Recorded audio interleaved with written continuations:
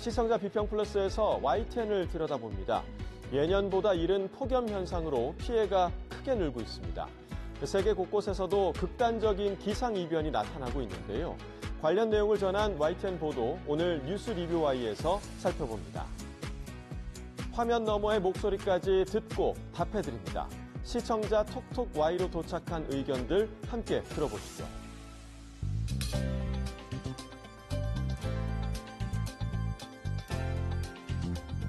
시청자 여러분 안녕하십니까? 나경철입니다. 밤낮 없는 무더위에 열탈진, 또 열사병 등의 온열질환 환자가 속출하고 있습니다. 질병관리청이 온열질환 감시체계를 가동한 지 2달도 채 안 됐는데 누적 온열질환자는 사망자를 포함해서 1,000명을 넘어섰습니다.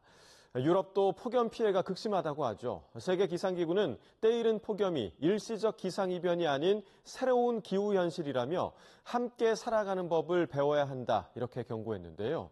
우리의 대응 계획과 시스템은 지금 어디쯤 와 있을까요? 고민이 깊어집니다. 자, 그럼 이번 주 시청자 비평 플러스 뉴스 리뷰 Y로 시작하겠습니다.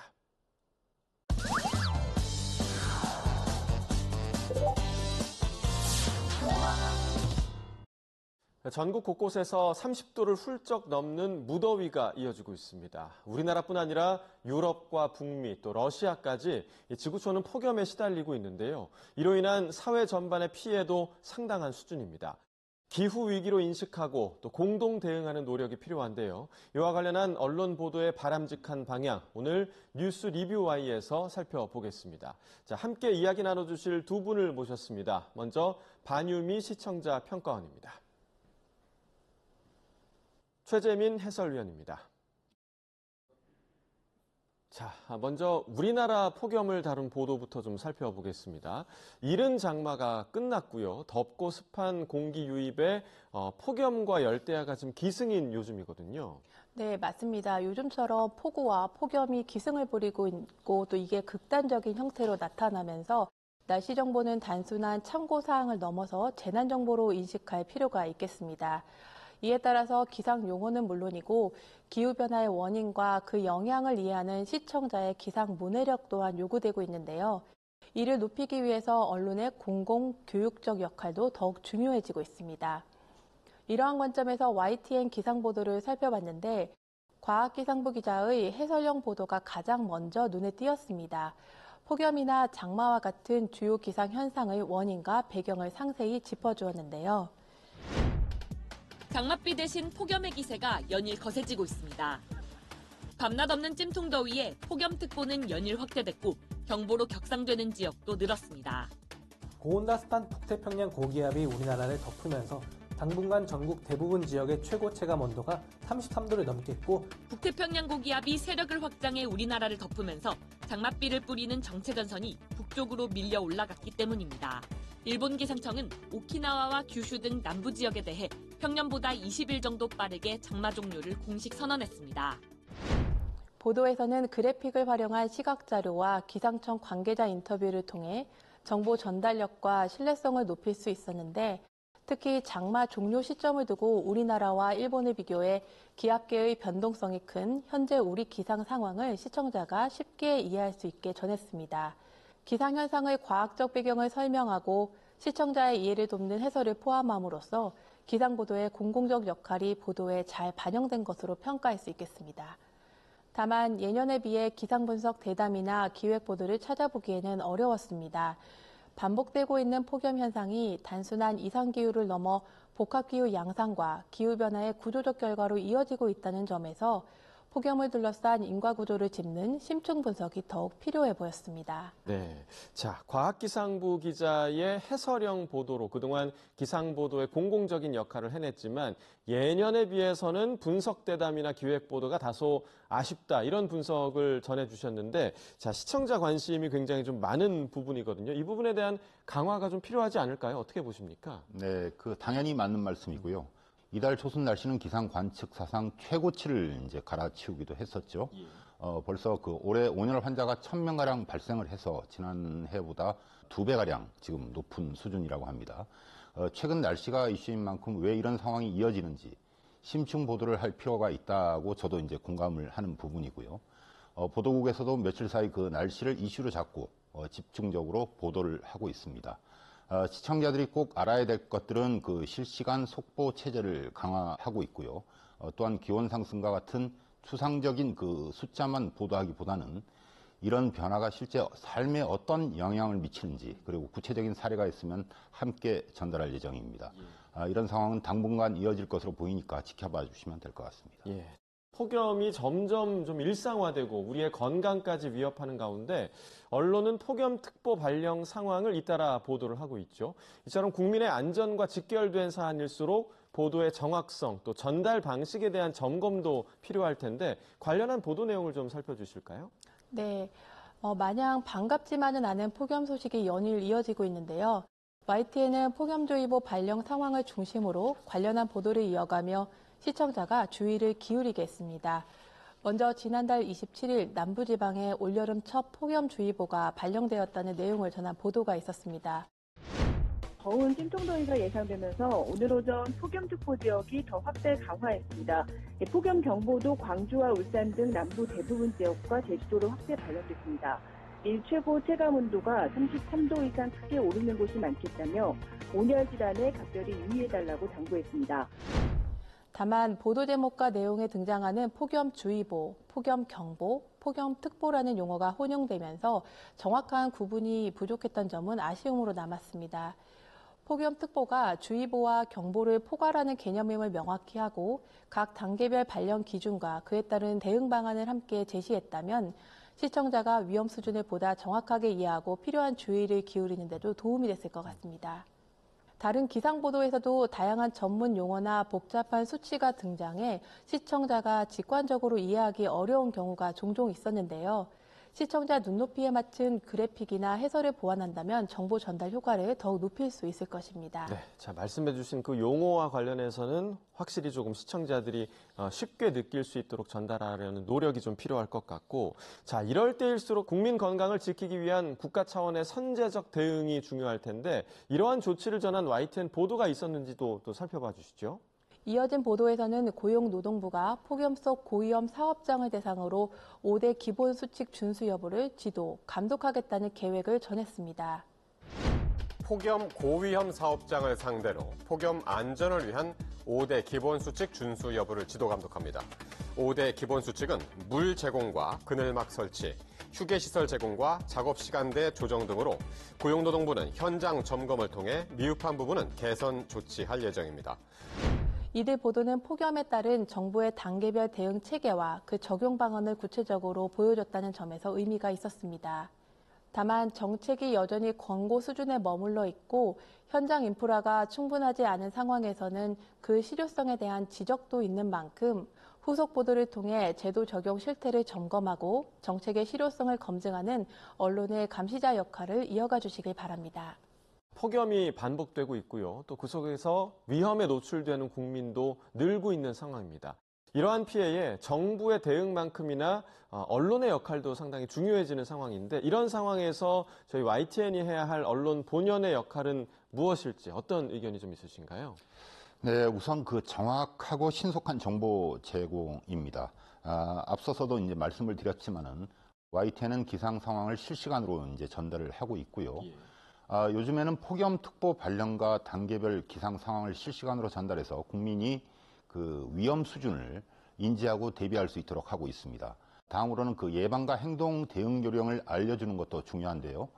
더욱이 혼자 사는 그 노인분들과 야외 근로자, 만성 질환자 같이 폭염에 취약한 계층에 대한 특별한 주의와 보호 방안을 강조하고 관련 기관의 지원 서비스를 안내하는 것도 필요합니다. 폭염이라는 재난 상황에서 단순히 정보를 전달하는 역할을 넘어서 국민의 안전을 지키는 그 역할도 해야 하고요. 이를 위해서는 그 정확하고 신뢰성 있는 정보 제공과 그 예방, 기후변화와의 연관성 심층 보도, 그리고 공동체 의식 함양 같은 다각적인 노력도 함께 이어져야 할 것으로 보입니다. 네, 자 말씀해 주신 대로 언론의 안내도 상당히 좀 필요한 그런 상황이고요. 폭염이 우리나라만의 문제가 아닌 상황입니다. 기후변화로 인해서 생명을 위협하는 폭염이 전 세계적으로 더욱 심해지고 있는 상황인데 자, 관련 소식을 전한 YTN 보도도 함께 좀 살펴볼까요? 폭염은 국내뿐만 아니라 전 세계적으로도 심각한 영향을 미치고 있는데요. 지난 6월부터 시작된 이른 폭염은 미국과 유럽 전역에서도 계속되고 있습니다. 열돔 현상의 영향으로 미국 동부와 남부 유럽 지역은 최고 기온이 40도에 육박하는 극심한 무더위를 겪고 있다면서 보도에서는 세계 각지의 폭염 상황과 대응 양상을 상세히 전했습니다.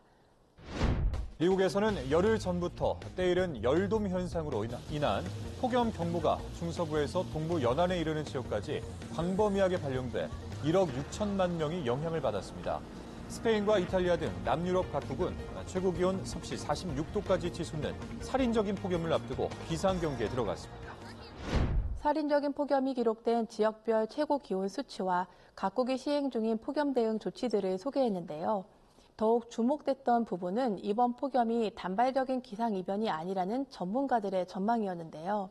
극단적인 기후현상이 반복적으로 나타나면서 그에 따른 경제적 피해도 점차 확대되고 있다는 점을 함께 지적해 폭염이 일시적인 불편을 넘어 심각한 기후위기로 접어들고 있다는 점을 인식하게 했습니다. 네.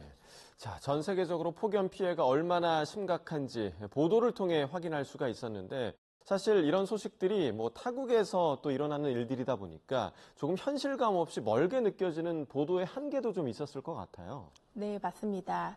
해외 폭염 사태 보도를 보다 보면 우리나라가 아닌 해외에서 벌어지는 기후재난을 다소 관망하듯 바라보게 되는데요. 일상과 연결해 체감하기 쉽지 않다는 점에서 해외발 보도에 대한 아쉬움이 종종 남았습니다. 이러한 점에서 일본발 폭염 보도를 국내 시청자의 일상과 자연스럽게 연계한 YTN 보도의 흐름을 살펴보면 좋을 것 같습니다. 일본 특파원과 연결한 보도였는데요. 현지 폭염 상황과 열사병 환자 급증 소식을 전하면서 기후재난이 인접국에서도 심각하게 진행되고 있다는 사실을 알렸습니다. 이어서 이틀 뒤에 해외 안전 여행 정보 코너에서 전해진 내용으로 현지 기온 정보와 함께 여행객을 위한 주의사항을 소개해 주었는데 국내 시청자가 자신의 여행과 같은 일상과 연관지어 생각하는 기회가 됐습니다. 6월 마지막 날, 일본에서는 올해 들어 가장 많은 전국 100여 곳의 기온이 35도 이상으로 관측됐습니다. 구마모토현은 38도를 기록한 데 이어 교토, 히로시마 등 37도를 넘어서는 지역도 속출했습니다. 일본 소방청이 발표한 최근 한 주 열사병 환자 수는 8,600여 명으로 전주보다 무려 7,600명 급증했습니다. 주의하셔야 될 텐데요. 어떻게 예방하는 게 좋을까요? 네, 먼저 무리한 야외 활동은 최대한 자제하고 수시로 생수나 이온 음료 등을 마셔서 수분을 보충하는 게 중요합니다. 가능하다면 해가 저문 뒤에 외부 활동을 하는 것이 좋고 해외발 보도를 단순히 전달하는 데 그치지 않고 국내 시청자의 일상과 접점을 만들 수 있었다는 점에서 긍정적으로 평가할 수 있겠는데요. 해외 특파원이나 글로벌 리포터와의 연결을 확대하거나 해외 기후 관련 보도에 이어 국내에서 활용 가능한 정보나 대응 수칙을 함께 제공해 준다면 지구촌에서 벌어지는 기후 위기를 우리의 문제로 받아들이는 데도 더욱 효과적일 것입니다. 이런 폭염으로 인한 피해 우려가 커지는 상황에서 기후 위기에 대한 인류의 대응은 오히려 후퇴하고 있다는 점을 지적한 보도도 있었습니다. 북반구의 평균 기온이 21도를 넘는 기간은 한 달여 정도였지만 역사상 가장 뜨거웠던 지난해엔 84일에 이르렀습니다. 올해도 이달 하순부터는 21도를 넘어선 것으로 추정됩니다. 이런 가운데 지금처럼 온실가스를 배출하면 3년 뒤엔 한계치를 완전히 넘어설 거란 연구 결과가 나왔습니다.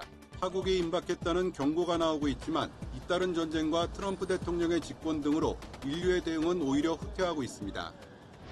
폭염이라는 재난이 단순히 자연현상이 아니라 인류의 선택과 정책적 노력이 부족하다는 그런 결과에서 비롯됐다는 점을 환기하면서 기후 대응의 시급성과 국제사회가 감당해야 할 책임을 짚었다는 점에서 의미가 있었습니다. 네, 자, 말씀해 주신 것처럼 이 기후 대응이 선택이 아닌 필수라는 점, 그리고 국제사회 모두의 책임 있는 역할이 필요하다라는 부분까지 보도에서 현재 다뤄지고 있는데, 자, 여기에 대안까지 제시할 수 있는 언론 보도로 나아간다면 더욱 유용하지 않을까 이런 생각도 좀 드는데요. 네.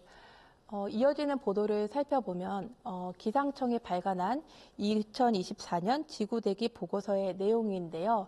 이산화탄소를 포함한 주요 온실가스 농도의 변화라던가 기상현상과 온실가스 증가 사이의 인과관계를 과학적으로 해설했습니다. 지난해 한반도 이산화탄소 농도가 역대 최고였다고요? 네, 기상청이 오늘 이산화탄소 등 온실가스 농도 변화를 분석한 2024년 지구대기 보고서를 발간했습니다.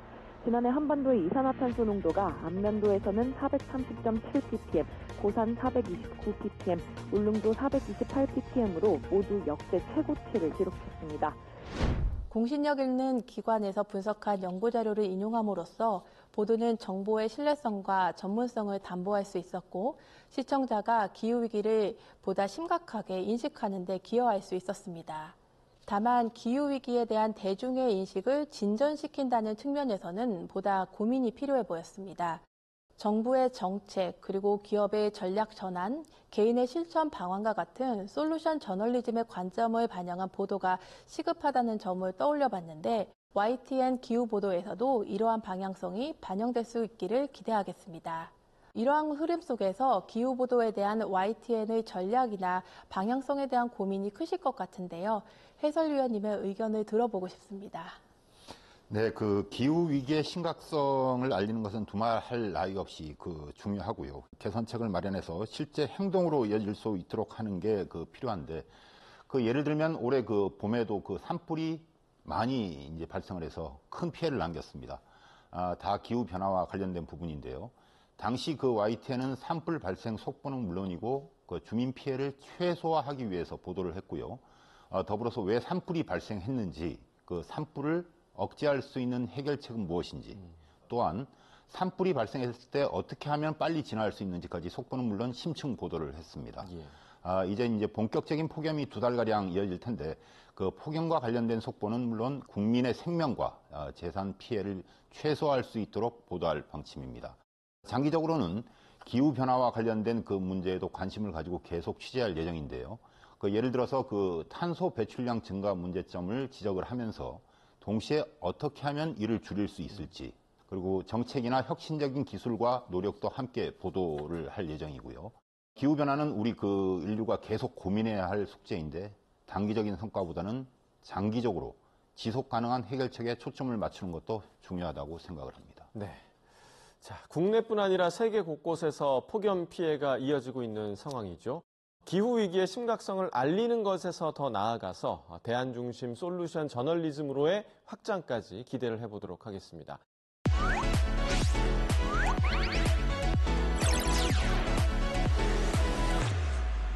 자, 시청자의 알 권리와 보도 가치의 향상을 위해서 노력한 방송을 꼽아보는 디딤돌 뉴스 시간입니다. 자, 평가원님, 이번 주에 주목할 만한 보도는 어떤 보도가 있었나요? 예보의 정보 전달 기능을 넘어서 생활 밀착형 콘텐츠로서 역할을 확장했다는 점에서 이번 주 디딤돌 뉴스를 꼽아보게 되었는데요. 네. 날씨를 주제로 한 일반 보도 외에도 생활 밀착형 정보로 구성된 날씨 예보 코너를 통해 시청자의 관심을 이끌 수 있었습니다. 단조롭게 구성되던 기존 예보 형식에서 벗어나서 다양한 타이틀을 활용하고 또 실생활에 유용한 정보까지 담겨 있어 기존 예보와의 차별성을 보여줄 수 있는 보도 사례로 볼 수 있었습니다. 먼저 이슈 날씨 코너는 날씨 변화가 일상에 미치는 영향을 시각적으로 포착하면서 예보를 보다 구체적이고 현실감 있게 전달했습니다. 기존의 수치 중심 예보와는 차별화된 접근으로 시청자의 체감도를 높이는 효과가 있었는데요. 또 날씨 캔버스 코너에서는 찜통 더위 속 불쾌감을 낮추는 방법, 냉방병 증상과 예방법 등 무더위 속에서 겪을 수 있는 어려움을 해소할 수 있도록 정보를 제공해 기상보도의 실용성을 한층 높였습니다. 자, 말씀해주신 이슈 날씨 그리고 날씨 캔버스 코너, 새로운 구성의 날씨 예보 코너인데요. 생활 밀착형 콘텐츠로서 확장을 긍정적으로 좀 평가를 해주셨습니다. 자, YTN만의 날씨 예보 어떻게 탄생할 수 있었는지 제작진을 직접 만나봤습니다. 지금 바로 확인해 보시죠. 네, 안녕하세요. 15년 차 기상캐스터 김수현입니다. 날씨가 다른 방송국도 다 똑같으니까요. 그냥 몇 도다, 뭐 어떻다, 뭐 이런 것보다는 좀 더 필요한 정보를 드려야 보기도 당연히 더 도움이 되고 더 많은 분들이 볼 수 있기 때문에 오늘 날씨와 관련된 거 아니면 내일 날씨, 앞으로의 날씨와 관련된 내용이 어떤 게 있을까 이슈를 좀 뽑아서 그 이슈와 관련된 정보들을 좀 드리려고 하고 있습니다.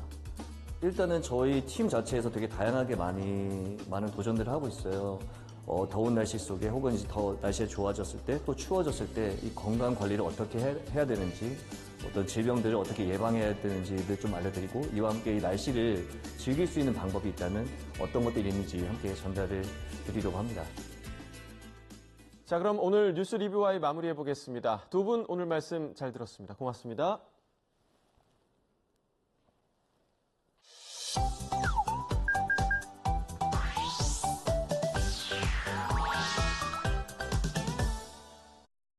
YTN을 향한 시청자 의견이라면 모두 귀 기울여 듣고 답하는 시청자 톡톡 Y 시간입니다.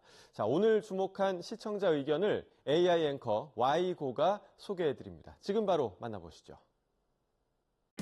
안녕하세요. AI 앵커 Y고입니다. 오늘의 첫 번째 주제는 하수처리장 조사에 대한 시청자 의견을 들어봤습니다. 자세한 내용 지금 바로 보시죠.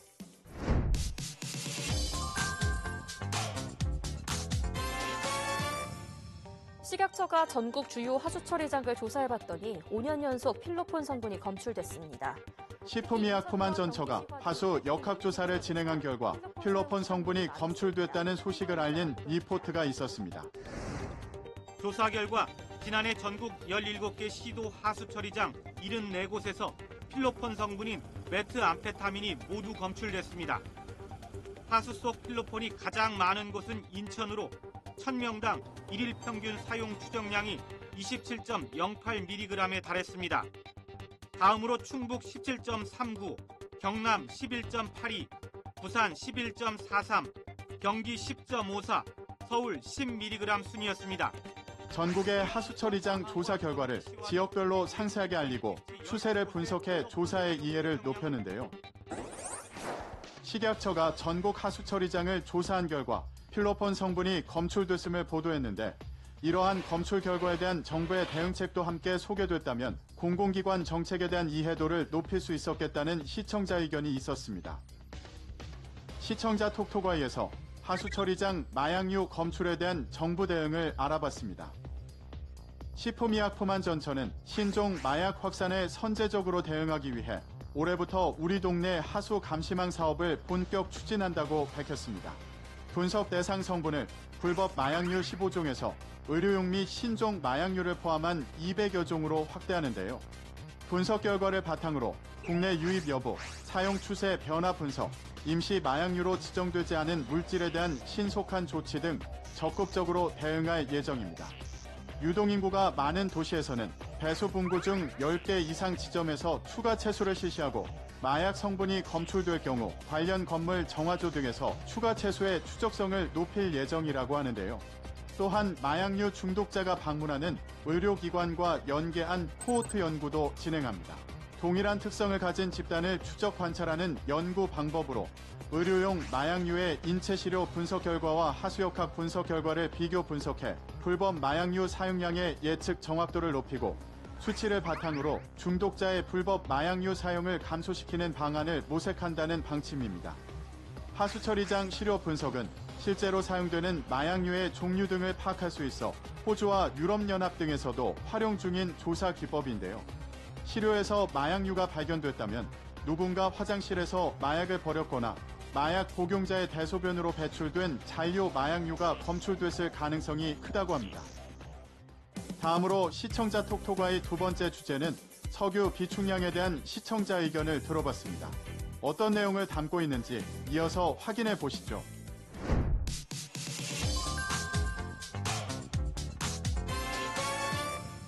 고조되는 중동 전운에 우리 산업계도 바짝 긴장하고 있습니다. 이란과 이스라엘 충동에 수입 원유에 대한 불안감이 커지면서 국내 석유 비축량에 대해 알린 보도가 있었습니다.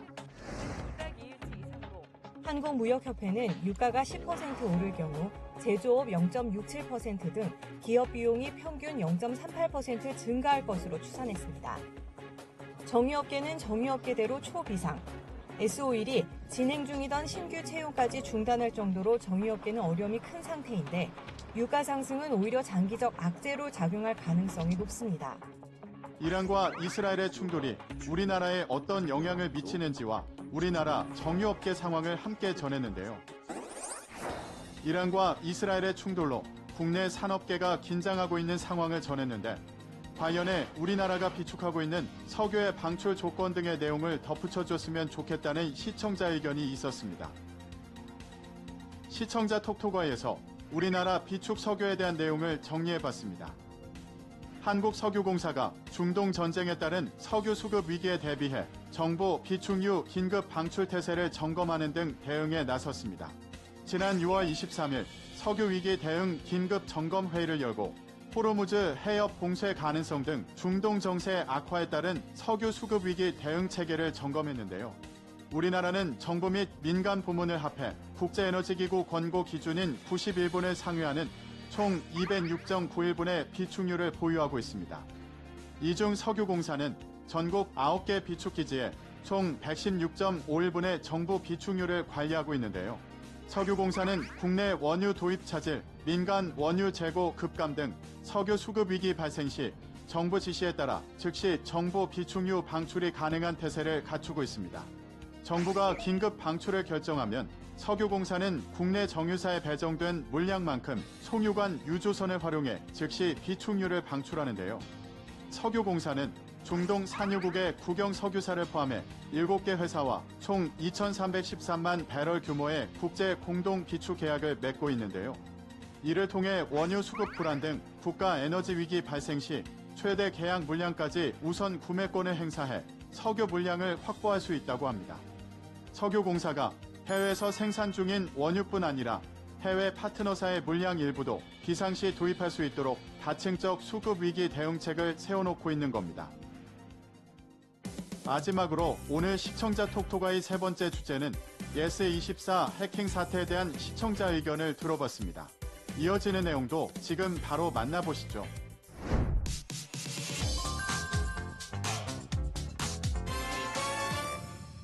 예스24가 해킹 먹통 사태 일주일 만에 예스24가 해킹 사태 이후 뒤늦게 보상안을 발표하고 사과했다는 소식을 전한 리포트가 있었습니다. 예스24는 사고 발생 일주일 만에 구체적인 보상안을 내놨습니다. 예매했다가 공연을 못 본 경우 티켓 금액 120%를 돌려주고 전자책 구독 서비스 회원들은 이용 기간을 30일 연장해줄 계획입니다. 또 도서나 음반 등 출고 지연 피해를 입은 고객에겐 포인트 2,000점을 적립해준다는 내용 등이 보상안에 담겼습니다. 예스24가 발표한 보상안의 구체적인 내용을 전해 어떤 정보가 담겼는지 알 수 있게 한 보도였는데요. 예스24가 해킹 사태 이후 일주일 만에 사과문과 보상안을 발표했다고 전했는데 다른 기업의 해킹 사례나 해외 사례 등을 다뤘다면 더욱 풍부한 정보를 제공했겠다는 시청자 의견이 있었습니다. 자세한 내용을 보충하기 위해 시청자 톡톡아이에서 다른 기업의 해킹 사례를 살펴봤습니다. SK텔레콤과 예스24에서 연이은 대규모 해킹 사고가 발생하며 소비자들의 불안감은 커지고 신뢰감이 하락하고 있는 상황인데요. 이 두 기업 외에도 최근 여러 분야에서 개인정보가 유출되는 사태가 발생했다고 합니다. 개인정보 유출이 명시된 기업으로는 명품 브랜드 디올, 스포츠 브랜드 아디다스, 그리고 테무가 언급되고 있는데요.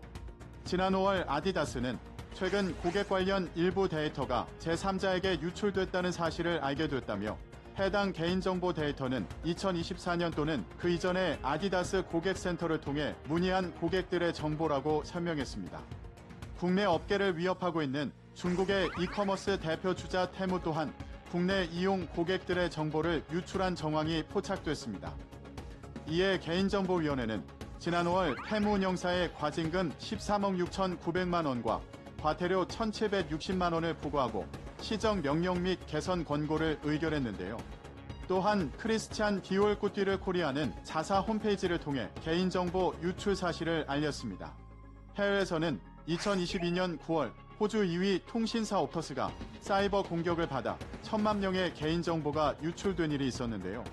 이 당시 정부 과징금과 집단소송비 등 피해 대응 비용은 9,200만 달러, 하나 1,270억 원에 달했습니다.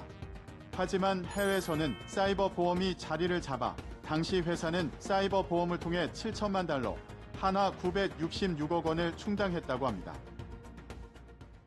YTN 방송의 부족한 부분을 채우는 시청자 톡톡아이 시간. 다음 주도 다양한 시청자 의견과 함께 돌아오겠습니다.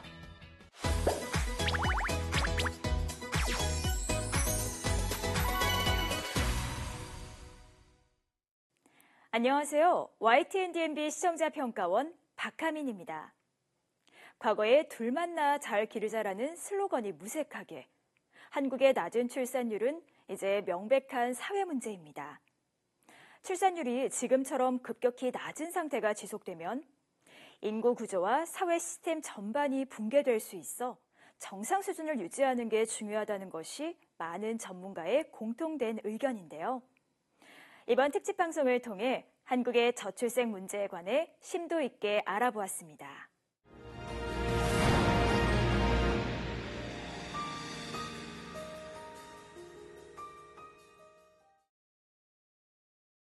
특집 희망을 낳다 마침내 시작에서는 한국의 출산율 변화와 출산율을 낮추는 구조적 문제의 원인을 탐색하고 이를 개선하기 위해 시행 중인 국내 우수 정책들과 해외 사례에 관해 자세히 다루었습니다. 프로그램 초반에 8년간 꾸준히 감소한 한국의 출산율 수치와 OECD 국가 중 최하위권에 머무는 출산율 통계치를 제시해 주어 저출생 문제의 심각성을 선명하게 느낄 수 있었습니다. 현 상황이 도래한 원인에 대한 전문가의 의견에 무엇을 걱정하기에 아이를 낳지 않는 걸까요란 질문이 더해져 시청자로 하여금 저출생 문제에 관해 깊이 생각하도록 해주었습니다. 9년 만에 미세하게 반등한 출생률 소식이 전해졌습니다. 그중 가장 높은 증가율을 보인 인천시의 관련 정책들이 소개되었는데요. 정책에 관한 시민들의 의견과 정책 수혜자의 경험이 담긴 인터뷰는 출산 장려 정책에 대해 밝은 시선을 갖게 해주었습니다. 다만 시행되고 있는 정책들이 간결한 설명으로 지나간 것은 아쉬웠는데요. 시민들의 호응을 얻었던 대표 정책 몇 가지를 세세히 다루었다면 유용한 정보가 됐을 것 같습니다. 저출생 위기를 극복한 해외 사례도 알아보았습니다. 프랑스는 무려 2번이나 고비를 넘겼다고 하는데요. 포괄적인 가족 지원 정책과 기존 제도에 대한 보완책을 끊임없이 내놓는 면모에서 배울 점이 많아 보였습니다. 과거에 한국과 유사한 문제를 안고 있었던 스웨덴은 육아휴직을 쓰지 않는 남성이 낙인 찍히는 분위기가 형성되었을 정도로 문화적인 변화가 일어났다고 하는데요. 두 케이스를 통해 사회 문제에 접근하는 국민인식이 구조 변화에 중대한 영향을 미친다는 것을 알 수 있었고 저출생에 관한 한국의 사회적 인식은 이대로 괜찮은지 한 번 더 생각해보는 계기가 됐습니다. 이번 특집 방송은 더 이상 외면할 수 없는 한국의 저출생 문제를 통찰할 수 있는 의미 있는 시간이었습니다. 낮은 출산율 문제의 심각성과 작년부터 반등한 출산율 이슈를 다루고 긍정적인 지지를 받은 국내외 정책과 대응책을 살펴보았습니다. 경쟁사회의 압박으로 성장기에 행복한 가정을 경험하지 못하면서 가족에 대한 수요가 낮아진 것을 낮은 출산율의 원인 중 하나로 지목했는데요. 현안에 관한 전문가 의견과 함께 출산에 회의적인 시민들의 입장도 직접 들어봤다면 더욱 공감하기 수월했을 것 같습니다. 또한 출산을 장려하는 데 도움이 된 국내외 정책들을 보다 상세히 분석해 정책의 사각지대에 놓인 이들을 위한 현실적 대안을 논의했다면 출산에 관한 낙관적인 시각을 갖는데 좀 더 도움이 되었을 것 같다는 생각도 들었습니다. 특집 희망을 낳다 마침내 시작에서는 한국의 저출생 문제의 주요 이슈를 다루었습니다. 아이를 키우는 시간은 내 삶을 희생하는 것이 아니라 그저 변화하는 삶의 일부일 뿐이라는 말이 인상적이었는데요. 프로그램 중반부에 언급된 것처럼 단순히 출산율을 높이는 것을 목표로 하기보다는 조금 더 행복한 시민의 삶에 대한 고민과 변화의 시작을 통해 살기 좋은 사회로 나아가고 아이도 자연스럽게 늘어나는 행복한 사회가 될 수 있었으면 하는 바람입니다.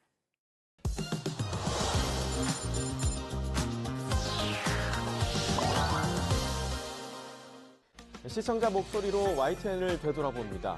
방송에 대한 여러 의견들 SNS와 홈페이지를 통해서 남겨주시고요. 시청자 비평 플러스는 다음 주 더 새로운 의견으로 돌아오겠습니다. 시청해주신 여러분 고맙습니다.